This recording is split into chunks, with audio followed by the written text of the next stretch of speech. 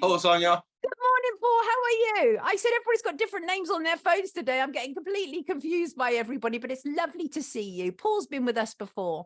Everybody, yes, Luggerbugs, you. I'm talking to you. Absolutely, Paul. Lovely to see you. How are you doing on this fine morning? Yeah, I'm good. Yeah, bright-eyed and bushy-tailed. That's the spirit. Now, for those who may recognize Paul, he's been around a bit. He's been on Rise, and Paul's story in itself was quite phenomenal because it was about a story of drug addiction, smoking heroin at 18, and being on an estate. That was when you lived in Edinburgh, but then sort of revolutionizing his own life, and now ultimately helping people who are homeless. So, Paul, where are we in terms of homelessness? Because profits from your book were going to homelessness. You're always doing something on social media regarding the homeless. What is the drive for you? Yeah, so I've only ever briefly been homeless. Done a lot of sofa surfing. I've slept rough a few nights, and it was horrendous. So I can only imagine what these rough sleepers have to deal with night after night out there. So when I finished publishing my first book, I thought about what I was going to do in my life. I needed a goal, and I thought, I'm going to give all the money to the homeless people in Scotland, and that was where I was going to start. So I've just passed £17,000 now. Woohoo! Well done, Paul. So that's I've got a lot of drive to help those people. What I've done, Sonia, was that I wanted to do things myself. I'm very critical of a lot of the homeless charities out there. I believe a lot of them are in it for the buck. It's big business. People suffering, and homeless is just one aspect of it. So what I started to do was I started to source a lot of the sleeping bags, tents, foil blankets, socks, and all these things, and filled up the car, and I drove around Scotland myself and meeting the homeless people, talking to them, giving them, a lot of them were military sleeping bags. So anybody that served in the military will know the quality of these bags are so much better than the ones that you'll get with B&M, the sort of cheap summer ones. So I've done that, and then from there, I've just been continually raising money. The last batch that I got it came up from Shropshire. They're called kit bags. Basically, Sonia, it's a sleeping bag, and they have male and female ones, but they have like deodorant, combs, sanitary towels, boxer shorts, socks, and it's all combined into one bag. So I just bought a big bag, spent a few £1,000s from the book to get them sent up here, and they've been distributed all across Scotland as well. So I'm under no illusion that that's not what's needed. It's never been what's needed. Homeless people don't need a sleeping bag.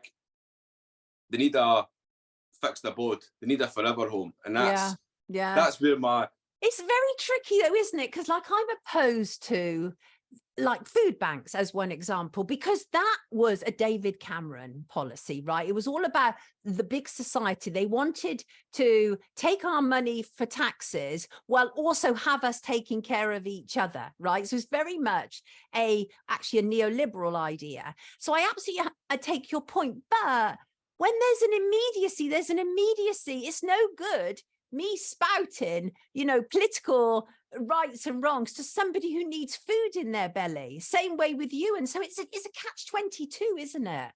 Yeah. And I mean, and it's difficult for me. And I get a lot of people on social media, as you do, feeling the need to tell me, Sonia, that a lot of these people out in the streets are scammers, and telling me like I don't already know that.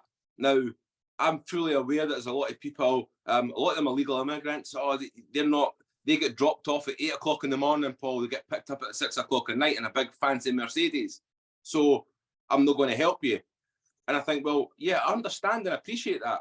But let's not forget there are genuine homeless people that are dying every year as a direct result of homelessness, hypothermia, whatever it is. They're genuine people that need help, and they are forgotten completely. Many of them veterans. Right. And another one is, oh, a lot of people choose to be homeless, Paul. I fully appreciate and understand that as well. But let's not forget about the people that are crying out for help, that are being ignored. These people are out there as well. So I choose, Sonia, not to ignore those people and try and help those people as just because there are scammers out there. And that'll never change. I agree. I agree. I taught my daughter, in order to deal with that issue, I taught my daughter that if somebody is on the street asking for money and I can afford to give it, I'm going to give it regardless of suspecting or being suspicious of their motives, right? Because I wouldn't even for a job want to sit on a street begging for money, right? Even if it was a job, I wouldn't want to do that. Interesting, Armand in the comments was homeless and in temporary accommodation in Brighton. And he says, me and Oberon, which is his dog, now have our forever home in South Wales. And it does matter. It does matter what you're saying, right? What about this idea that some people want to be homeless, Paul? We hear that a lot. You ever encountered that? No, and I believe from what I've heard anyway, a lot of them seem to be veterans. A lot of veterans, for some reason, choose to be sleeping on the streets. Not all, of course, so I'm not branding all veterans. There's a lot of veterans out there that need our help, but some veterans, from what I've heard, are choosing to be out there for whatever reason. I think when people feel very much let down, like, I'm washing my hands. I'm not trying anymore. Just adrift from society, basically. Like, I don't want anything more to do with this. Yeah, and they just want to wash their hands with the whole thing. The government's let them down, especially those that have been across and served in armed forces, that they come back, the family has a breakup, PTSD or whatever issues that they have. They go out on the streets and start sleeping rough, and they get lost in that system where they are just jumping from bench to the graveyard, back and forward, and they're just that's a horrible existence for them. But again, it's one of those things where, yes, they are choosing to be that way, but if they're choosing to be that way because the government's letting them down, and the government's letting all the homeless people down, every single one of them, there's blood on their hands for sure. Now, what I would say is that if you have all these supposed people who are choosing to be homeless, if something came about where you offered them a flat or a fixed abode somewhere and potentially a job or anything like that, I think a vast majority of them would take the opportunity to sort their lives out, because it can't be very nice for them, having that sort of existence. I genuinely believe that. And even at the end, if a lot of them turn around and say, I still want to still be homeless, Paul, I didn't want your flat, or I didn't want this and I didn't want that, then so be it. But we can never give up trying to help or trying to change their minds. Absolutely. And say, well, look, this is what needs to happen. I had no idea we had so many listeners who have been homeless, or viewers had been homeless. The amount of comments here of people who had been homeless at some stage. And the thing is it's basic psychology, right? You need your base, you need water, you need food, you need sleep. These are the basic stuff before anything else can happen in life, right? You can't be thinking about your ambitions if you've got nowhere to lay your head on a regular basis, right? Yeah. And the thing is, though, is that people misunderstand homelessness, don't they? They assume that you have to be out on the street if you're homeless. But sofa surfing is homelessness, because it's still not your base. You still have to park up at somebody else's home. So I think that's a myth, isn't it, that kind of exists around homelessness? Yeah, and it's one of those things as well. Like, for someone to get better, Sonia, for someone to move on with their life, the best way for a lot of people is to find a job, to earn their own money. They didn't want benefits. They didn't want the government's help. They want to stand on their own 2 feet, right, and be independent. And the fact that they cannot do that without a fixed abode means that these people are stuck. They are stuck on the street. They, you know, even if they could do a job, which many of them can, and many of them want to, the employer will not give a homeless person a job for the simple fact that they can't be traced. So it's horrific, and it's such a shame. It is horrific. I do find it very interesting that, given your background, obviously you had the drugs, you had the addiction, then you joined the army. I think within a matter of months you were guarding Buckingham Palace, I think. Hugely different world, massive privilege. Well, you're absolutely aware of poverty and drug addiction and everything. How did you manage to sort of straddle such hugely different worlds? It was very strange. I bet. But what happened was, and this is the thing that that I'm trying to get across to the world, Sonia. So I had a meeting with the drug minister of Scotland 2 months ago in the Scottish Parliament, and I'm trying to get across to the government, to the world, about how I got better. So I've just passed 19 years off heroin on the 14th of May.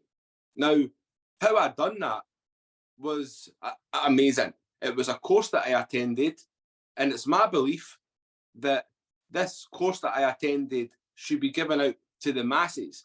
It had nothing to do with drug addiction. It was all to do with the power of the mind, self-talk, the way that I looked at myself. So, for instance, when I was on heroin, and every morning I woke up, I looked at myself in the mirror and thought, "You're nothing but a scumbag. You're nothing but a druggie. You've let your mum down. You've let your dad down. You've let all your family down. Look at the state of you. You'll never get better. You're worth nothing. Maybe you should take your own life. Commit suicide. You're doing the world a favour." This is things that are in my mind, my self-talk every day. So it's no wonder I was heavily depressed. Now, when I done this course, an amazing thing happened when they taught me about this self-talk, that I'm not crazy for this voice in my head, that I have control over it. So I took control. I decided I don't want to be a heroin addict any longer.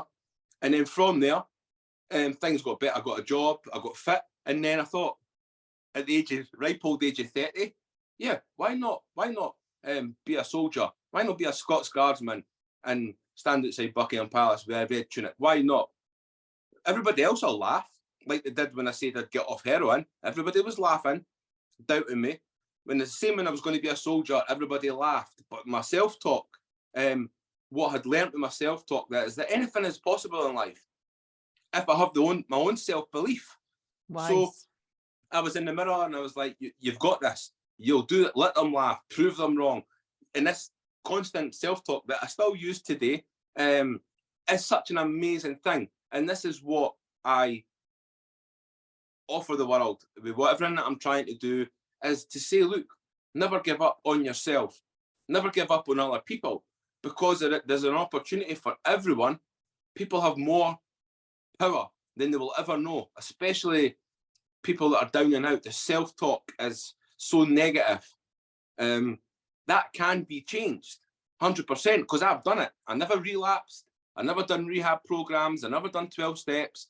I never turned to religion. I'd done it myself through something that I was taught from some American psychologist on a video link. And it changed my absolute life forever. Can you give us an idea what that was? So it was a guy called Lou Tice. Sadly, Lou Tice has passed, because I did try and teach him.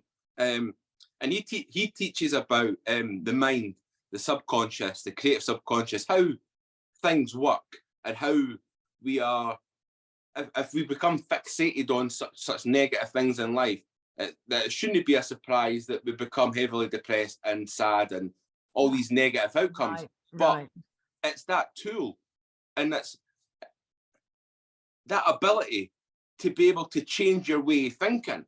People think it's a myth, or people talk about the mind, the mind this, the mind that. The mind is the most amazing tool for every single person. Now, you're using the mind right now. You're using your self-talk right now, Sonia. So am I.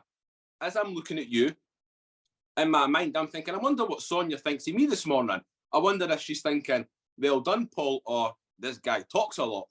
everybody that's watching on your live stream is looking at me, self-talking. Oh, he's a baldy guy. Oh, he's Scottish. Yeah. Oh, Yeah. that's amazing what he's doing. Or I wonder if he still takes drugs, or whatever it is. But these conversations go on for all human beings. And it's not, when I realized that that was self-talk and that was something that I had the power to change, Wow. then I chose to change. The thing is, though, Paul, it's really been my experience in life. I come from what would have been termed a dysfunctional background, and, you know, and kind of orphaned by the age of 11, and a lot of craziness. But honestly, some of the most interesting people I've met have come from such messed up backgrounds. Like they're rich with, you know, they have great understanding. They're inspiring. Often not everybody. Some people are just completely beaten down by life. But the people who emerge, there was a brilliant comment just made about you. I've got to find it. Truly, I thought it was really profound. I think Luggerbugs, was it Luggerbugs, who said, this is a man who's evolved beyond programming. I thought that was a rather wonderful comment to make about you, because it's really inspiring, right? It's really inspiring that you are able to emerge from such kind of destitution in so many respects, but you have such a knowledge of yourself. Yeah, and I think that is the key to getting better, is that I had to acknowledge who I was, Sonia, and what I had to acknowledge all the mistakes that I'd made in life, because I was very much blaming my parents, blaming my brothers. So you did your own kind of personal 12-step without being part of a sort of, yeah, got you. Yeah, and it was when I realised that, look, my best way of getting better is to accept and acknowledge all the mistakes that I've made, be sorry for them, make sure I never do them again. That's my choice, and I have the power to do that. So when I'd done that, and I held my hands up to all my mistakes, all the things that I've done in life that I'm not proud of, and there's many of them, Sonia, only when I'd done that was I able to set myself free, right, from the burden that I was living every day. And this is what I want for people, is it's hard. It's hard to accept things that we've done in life that we're ashamed of, that are embarrassing to us. It's very, very difficult. But I say to people, look, that's a must. If you want to get better and stay better and grow in life for the rest of your life and go and achieve amazing things in life, then acknowledgement is the very first key to that, and then acceptance of what you've done, and then go and smash it. You know? People are noticing a really good change in you since the first time you came on Rise. Shin is thoroughly excited because she won your book last time, and she's so excited to see you again because she loved your book. But people are noticing a change in you. So there is, I think there's a change in you as well. You feel, it's like you're in control. And you have this kind of almost, it's like a sort of silent confidence about you now, which is just, it's phenomenal when you see people come into their own like that. It really is. And your family have noticed it, obviously. Yeah, because it's this learning curve, it's this process that as life is going on, I'm learning every day. Every day is a school day. So basically, the reason that I reached out, the reason that I reached out to you, Sonia, and I reached out to other people to help share my story and raise awareness of who I am, is I'm asking for help. And you, unfortunately, I was lucky enough that you accepted to give me the help, and you're giving me it again. However, this time round, when I realised that asking people for help is fine, asking for help is not weakness, it's wisdom. So I was being wise in asking you to help share my story. But when I realised that in life, in my story for who I am, it's not about what help I get, it's about what drive I've got inside me. Right. Regardless of people ignoring me, for whatever reason. Obviously, heroin's a taboo subject that not everyone wants to cover. But once I realised that, which was about a year ago, I remember feeling it, where I was so anxious all the time, or feeling a little bit deflated. Why is nobody supporting me? I never thought about giving up, but I just felt struggling a little bit. Why? What's wrong? And then I came to the realisation that it doesn't matter. My self-talk kept saying, Paul, just keep going. It's an important message you've got for the world. Didn't let anyone ever stop you. So these are these conversations, and that's where I am now. I'm here. I'm in it for the long haul, and I'll be back on your show next year. You're alive and kicking. We love to see it. So I know that one of your books is From Heroine to Hero. What is the other one? So my new book is called Final Mission, and it's on Amazon as well, like the first one. And basically, I had to write the second book, Sonia, because the first book was it's a true story, as is the second. I struggled after I left the army. I broke my back and crushed my spine, and I was put on codeines and tramadols and opiate meds. So I struggled really More bad. addiction. Yes, so I ended up a drug addict again. Excuse me, albeit from the chemist, still a drug addict, none the same. So yes. I struggled, and when I wrote the first book, I spoke about, and I'm not going to spoil it for anybody that's going to read it, right? But I spoke about it being a dream to be drug-free, potentially to get off all the drugs from my crushed spine. I didn't know if it was ever going to be achievable. So during the last 3 years on social media, I'm now just over 3 years drug-free. I don't take any drugs.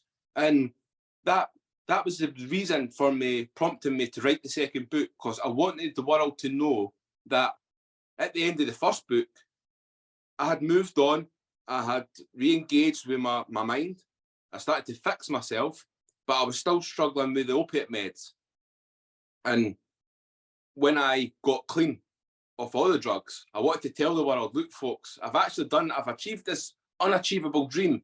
And it's amazing. I didn't take any drugs now. And guess what?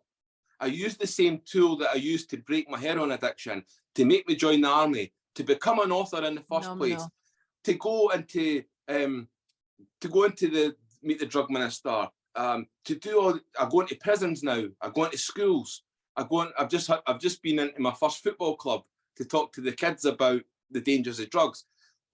Everything amazing that's going on in my life has all happened as a direct result of this course that I attended all those years ago about the power of the mind.